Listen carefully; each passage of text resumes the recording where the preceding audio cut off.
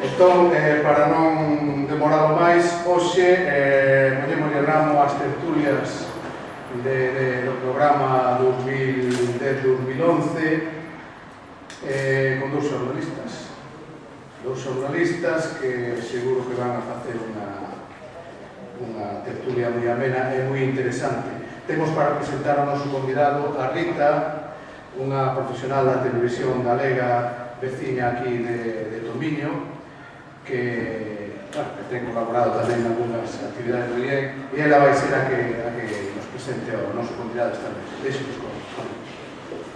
Hola, buenas tardes. Nada, ¿no? Sí. Hola, buenas tardes. Bueno, encomendaronme presentar a Pereiro. Eu coincidí con él traballando en televisión española durante máis de 20 anos e con algúns amigos en común. Pereiro ven falar aquí de xornalismo, de información e de coñecemento, e de algúns inimigos da profesión, como a presión empresarial, a tiranía das audiencias ou mesmo da autocensura. O que vou contar de Pereiro son datos absolutamente contrastados. Naceu en Monforte de Lemos en 1956, estudou nos Escolapios e o seu paraíso semellase moito a comarca do Inicio, de onde era originaria a súa familia. Seu pai non entendía que lle era polas matemáticas, aquel gran lector que acabou estudando Ciencias de Información na Universidade de Complutense. Ali naceu o seu primeiro proxecto cultural, a revista Poética Loia, que é aquí fundada por un grupo de universitarios galegos movidos pola necesidade de innovar e de romper algo que era imprescindible cando se ten 19 anos, tamén despois. A idea e as ganas de olles para 3 anos, ata o ano 78. Con Xosé Manuel estaba o xornalista Manolo Rivas, o seu irmán Lois, que publicou en Loia uns poemas escritos, e os artistas plásticos Antón Patiño e Menchu Lamas. Publicaron 4 números. Como da literatura de vanguarda non enchía a nevera, licenciouse e voltou para Galicia, onde traballou no Faro de Vigo, Ondas Galicia, Radio Nacional, e colaborou en el Correo Gallego da Región, La Voz de Galicia e TVG. Instalouse na Coruña. Allí, en 1981, xunto con outro xornalista coruñés, Santiago Romero, podía ter fundado outra revista atlántica, pero non, deulle polo rock, con influencias punk, e formou o grupo Radio Océano, onde Pereiro levaba a voz cantante. Comezaba a movida e tocaban xunto con o Sinestro Total e con Resentidos. Movíase ben coa farándula, pero tiraba na literatura e tiraba no xornalismo, e volveu a rallar outra revista cultural, o Paracultural, La Naval, en 1996, tamén co seu irmán Lois, e os xornalistas Xuxo Iglesias e Santiago Romero. No seu currículo figura coa sorna que nunca lle falta, que durou outros 4 números. Daquela levaba un ano como correspondente del País, na Coruña, e pouco despois entrou en Televisión Española, onde perpetrou programas como o Canal 13, onde vostede se merece, a teleserie Compostelares, con Antonio Sada, Tonito Blanco e o Magazín que se van. Pereiro non podía andar moi longe do que se cocía naquele movimento cultural e musical de comezos dos 90 e foi o apoio escrito do movimento Gramur, o que os músicos chamaban o rock sen capar, en galego e directamente dende a aldea. Tentado por Xurxo Souto e outros, dirixiu a revista criptocultural Gramur, os consabidos 4 números. E ao deixar Televisión Española nun ere que reduciu a personal a metade, fíxose columnista en El País, en La Opinión da Coruña e Faro de Vigo, e analista en programas da TVG e da Radio Galega. Neste tempo publicou un libro en edicións xerais, Si ou Si, o título do seu blog.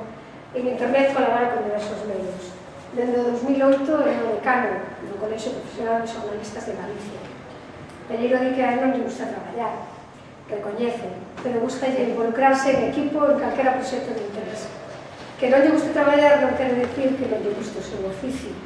E desa profesión, de como é, de como nos gustaría que fose a todos, do que se nos exixe, do compromiso e das dificultades para exercerla. Diso é do que ven falar aquí.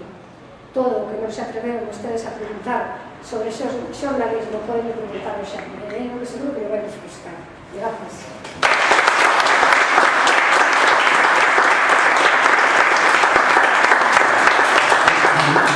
Moitas gracias por terme invitado aquí. Cando entrei, pasoume a vida inteira 20 segundos por diante dos ollos, porque vi a revista Loia. Entón, digo, outra vez falar de Lois, non?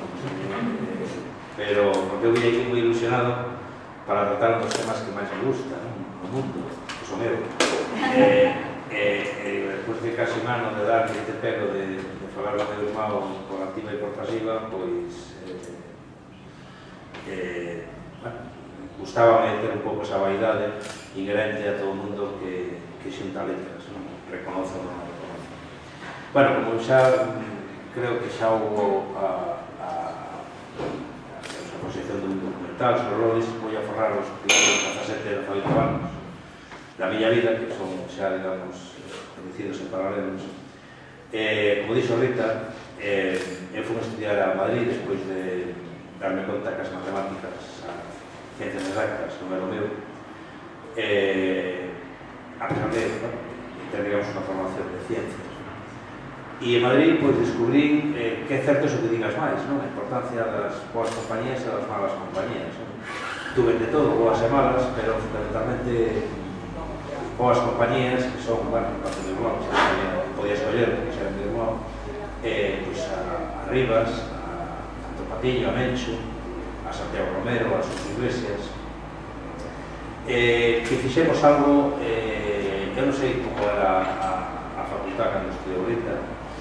Eu teño que reconocer que na facultad aprendí pouco, e o pouco que aprendí non me serviu para nada. Bueno, serviu para, quero decir, eu, por exemplo, conocí a Manolo Rivas porque o primeiro día de clase houve unha asamblea e entonces recoñecémonos polo acento. Entonces, eu tamén existía. E, bueno, digamos que o primeiro curso, pois así, o curso efectivo foi pouco. Marcou de todas maneiras a miña vida porque eu era o único tipo de toda a familia que iba a asignatura que se chamaba pomposamente Tecnoloxía da Información e que viña sendo a asignatura de la Reguilla, é dicir, era unha que enseñaban como compoñer textos para maquetar un periódico, non? Eu iba porque ninguén iba porque era as 9 da mañá, pero eu vivía ao lado da facultad, entón, pois era o único que iba, e así, en todas as revistas que relatou Rita, en Rabu non, pero nas outras, encargábame do que era o deseño, porque teóricamente sabía, é dicir, unha aprendizaxe estúpida, porque hoxe os ordenadores eso non vale para nada. Depois falaremos da trampa que é iso para o xornalismo. Ben, empecé a traballar toda esa, digamos, toda esa chea de medios nos que colaborei. Non foi porque me chamaran en plan de Pereiro, queremos que escribas aquí, que estamos ansiosos de que a nosa querida audiencia lea o teu verbo florido, non, era porque a vida como pagaba un pouco de casa. Eu, de feito, estaba traballando sen contrato na delegación do Faro de Na Coruña por razón de 1.000 pesetas, que hai xente de Albuquerque que saberá o que era eso, por no ano 82, e ofreceronme a bicoca exactamente correspondente del Correo Gallego por 5.000. Entonces, a mí parecía que había unha certa incompatibilidade, e entonces consultei que era o delegado, que era o meu amigo Sus Iglesias. Oye, esto que se parece tal vez, me parece ben, pero que non sepa non falo, por la disponibilidad. Non, porque non sepa que cobras 5.000 pesetas por outro lado, van a rebaixar o que pagan aquí. Entonces, escribí para todos os periódicos, menos para o Progreso, que é un periódico, en principio, que salía na casa. A mediados dos 80, incluso tuve un pasado oscuro, porque pasei por un creativo publicitario unha época. A mediados dos 80, para facer un pouco de arqueoloxía, a mediados dos 80, cando houve o primeiro boom das concesións de emisoras, calquera persoa que estuvera no medio, que estuvera máis ou menos consolidada, traballar, ansia, convertíase nunha oficina de empleo. É dicir, chamaban de oye, sabes alguén que faga un programa a menos divertido? Sempre piden programas a menos divertidos. Estou deseando conocer o primeiro xornalista que dice, creo que fagas un programa ben coñazo sobre tal. Queremos facer un programa ameno e divertido sobre urbanismo, por exemplo. En fin, bueno, eras unha auténtica oficina nueva, hasta outro punto de que eu, digamos, tuve a sobrada actitude incluso de rexeitar unha oposición que sacara a Radio Nacional, porque me parecía que toda a vida traballando en carteles que moi aburguesador. Quero decir que daquela non nos preocupaba o futuro porque sabíamos que había futuro. Esa eclosión de emisoras provocou que houbera, digamos, como decir, preempleo na profesión, pero prácticamente. Despois, na última emisora na que traballei como xornalista, que era unha especie como de pseudópodo da SER, apareceu un director tan anormal que dixen esas cousas que todo o mundo quere decir alguna vez. Vamos a pactar isto como cabaleiros, de bobos, que fai que me despide, porque eu aquí non aguanto. E como xa tiña dúas ofertas para facer un programa nacional, un programa de cadena, pois perpetrei outra vez con Iglesias, con xente así, pois un programa magazine de tarde, que Radio 4, que non existía, e que era a emisora das Radio 4 que había en Cataluña, Andalucía e Galicia, era a que tiña máis audiencia e máis barata, pero foi a primeira que se chimparon, como pasa sempre nestes casos. É dicir, en Cataluña non se atreveron, que sigue existindo, en Andalucía esperaron que pasara a ESCO, e Galicia, pois, non se pillaron. Despois, no paro, a mí mandaron do paro a Televisión Española. Que tampouco quería, me apetecía moito porque tiña idea de que a mí sempre me fastidiou moito o lugar. Mais metíme nesta profesión porque me decían que se empezaba a traballar a la mañá, unha cousa así. Non sabía que, claro, que os audiovisuais eso iba a ser acabar. Bueno, o caso que era unha posición que me mandaron do INEM e eu penso que ese era o 88. Cada un ten as súas experiencias, non? Pero penso que, digamos, os 90, primeiros finales dos 80, sobre todo primeiros 90, foron a etapa máis creativa en televisión en España. Agora podes dicir, bueno, as series que se fabrican agora, por exemplo, en moitas partes, pues, son o mellor cine que hai. Daquela era unha época que se de Galicia dábamos novos, tipo como Galloso fiábase de mí para que dixera o seu primeiro programa, Chichi Campos facía programas, pero non só no aspecto da programación, se estaba non inventando, sino buscando maneiras de renovar a televisión, sino tamén nos informativos. Nos informativos empezou, por exemplo, estas cousas que ahora son xa unha caricatura, ¿no? que digamos, o señor que fai o que se chama entradilla, nos libros están up, que está así o micrófono dicindo que pasa isto e isto outro, que a maioría das veces a función que ten é que o tipo cobre dietas porque efectivamente pode se demostrar que este ali, foi cando empezou a facerse non empezou a ser estático, e bueno, aí foi empezou daqueles polvos que veñen estes lodos en que agora na cámara non ten é incapaz de coller o tipo que se move que manotea. Era tamén, digamos, unha boa época para o periodismo, en primeiro dos 90, porque veo unha crise. Veo unha crise, pero as crises normalmente, pois, xa decía Cavazos, non? O sea, metidos os bárbaros porque ao fin e ao cabo eles traen unha solución. O problema é que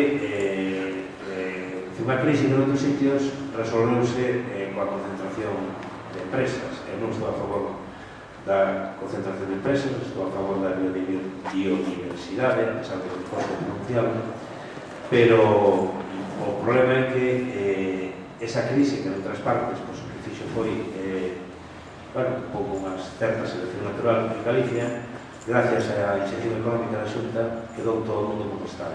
É dicir, quedou todo o mundo como estaba, o cual o que se fixo foi primar a incompetencia. o sea, primar como prácticamente as ganancias máis ou menos estaban aseguradas. Para que facer un bo produto? Para que facer? Entón, a partir desa época acabouse, por exemplo, as fichaxes. A partir de entón, ningún periodista cambiou de medio. Hai algún que sale, derrotado por calquera circunstancia, pero non hai este asunto de non, fichamos a Mengano, non, eso acabouse. E as empresas instalaronse nunha comodidade que, bueno, como, digamos, a Xunta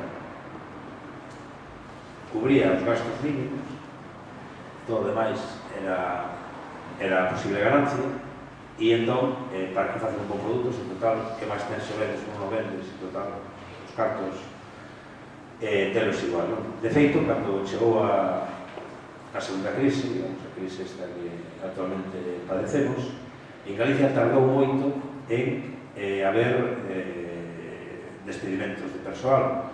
Por qué? Porque como eran tan baratos, non se aforraba nada a despedir con xente. Agora sí, agora hai, non? Pero o que sí pasou con ese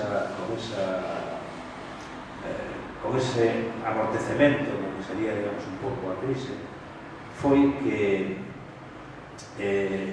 a crise da prensa actual, que, bueno, eu sempre digo que hai tres crises na prensa, non? Hai a económica, a que paira sobre todos nós, a empresarial, é dicir, a de modelo empresarial, é dicir, que se internet vai acabar con papel, etcétera, que son problemas, digamos, de modelo de negocio.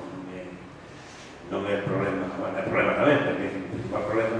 Eu sempre vou por aí, digamos, aos sitios así, a falar do futuro de tal, non diré, o futuro sempre foi ser unha salaria, entón, pois, en fin. Pero sí é certo que é unha cousa curiosa, non? No colexio de xornalistas, que son decano, non? Porque eu tampouco digo, porque tampouco quero derrubar mitos, non? Pero non é que tuvera que pelear con ninguén para ser, non? O sea, máis ben foi así unha encerrona que pensamos en ti porque desbolongo. Fixemos un estudio, facemos sempre que hablamos da Cartos, facemos un estudio da situación sociolaboral do xornalista en que preguntamos desde pensamento, pensas que teu medio reflicte a realidade galega ou non, tesilla e ordenador propio, pensas que hai discriminación de xénero, pensas que marca a xenda, a empresa ou tal, bueno, de todo, e tamén por os cartos.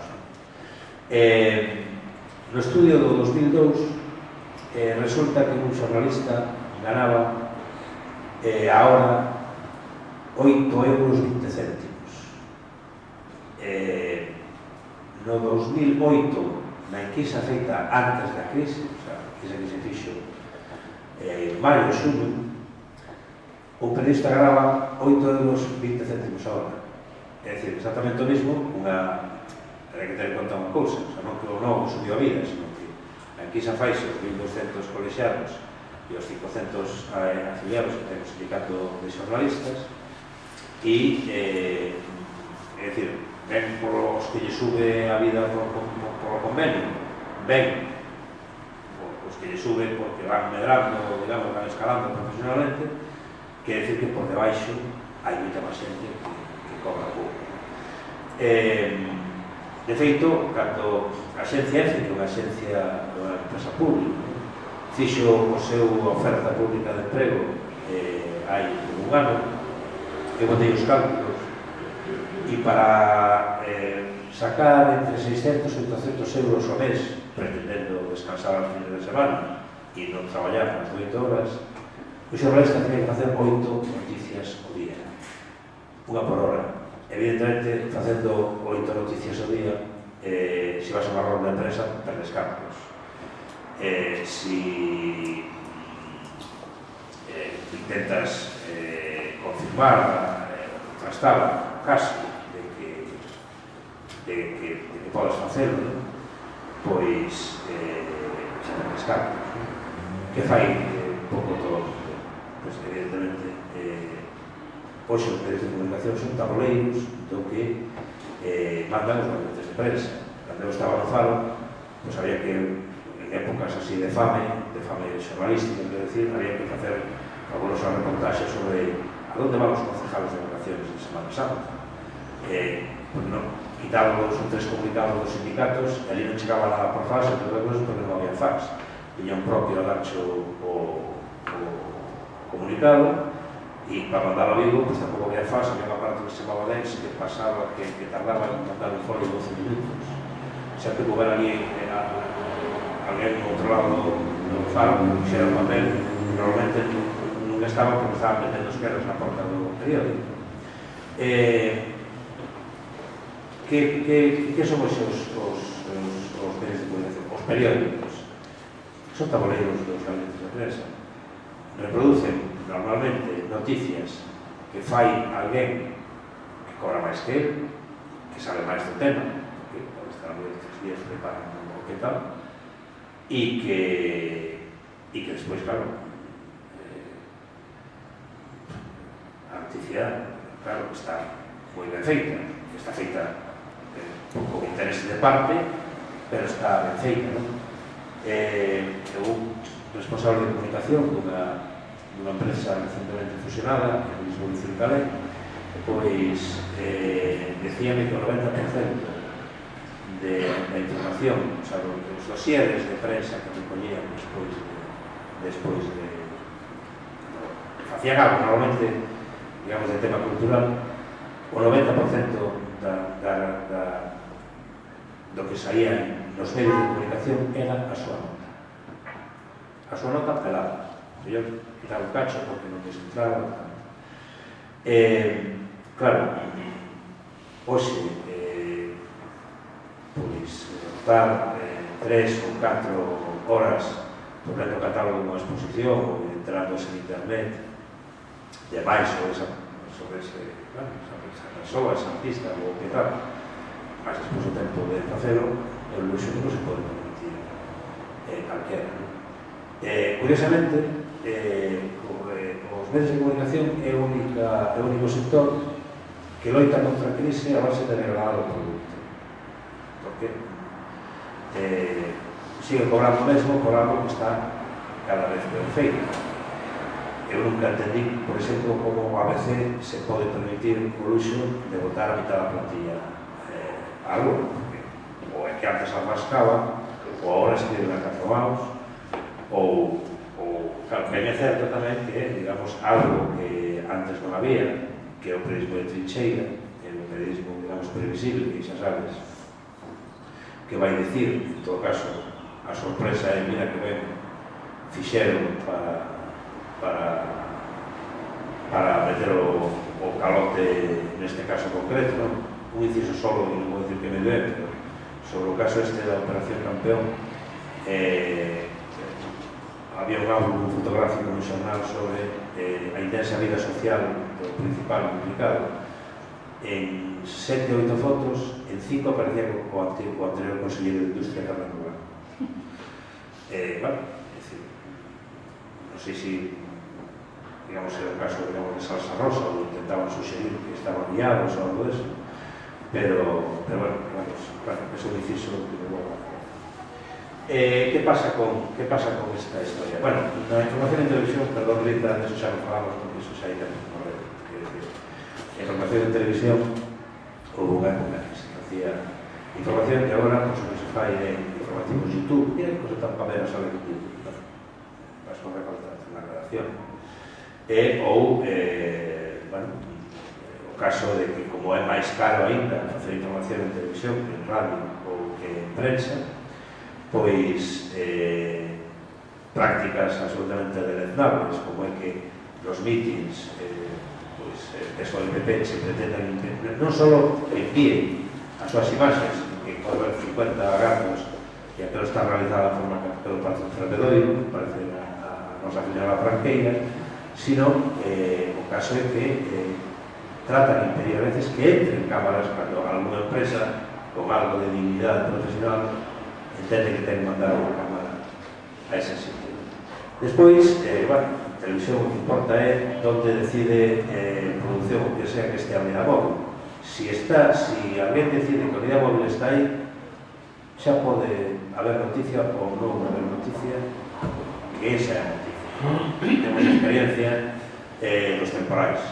Eu fixe todo o máis, eu penso que o traballo de imaginación máis inxente que fixe na miña vida foi como intentar colocar sempre, en todas as veces, que tuve que facer información de temporal, decir, o temporal, que en Galicia chamamos inverno, é isto e isto outro.